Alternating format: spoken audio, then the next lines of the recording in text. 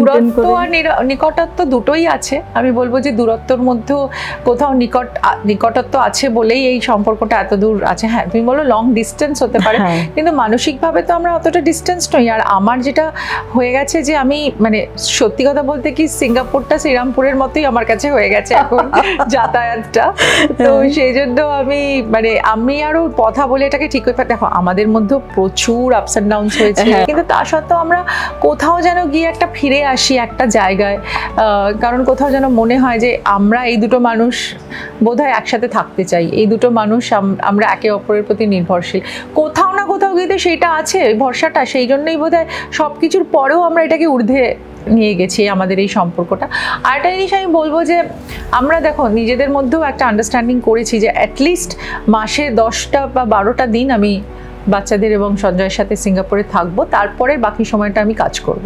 তো ওই ভাগটা যতক্ষণ আমরা না করতে পারি ততক্ষণ তো একটা খারাপও লাগে। আর ওরাও আমাকে প্রচন্ড মিস করে, আমিও মিস করি। কাছে আর দূরের যে মেলবন্ধনটা সেটা বোধহয় আমরা একটুখানি ম্যাচিওরলি হ্যান্ডেল করছি এখন। মাঝে প্রথম দিকটা একদমই পারতাম না, ভীষণ ঝগড়াঝাটি হয়ে যেত আর কাজের এত চাপ হয়ে যেত, তারপরে সে কাজকেও হ্যান্ডেল করতে পারছি না। তখন বয়সটাও আরো কম ছিল, ছোট ছিলাম, বুঝতাম না।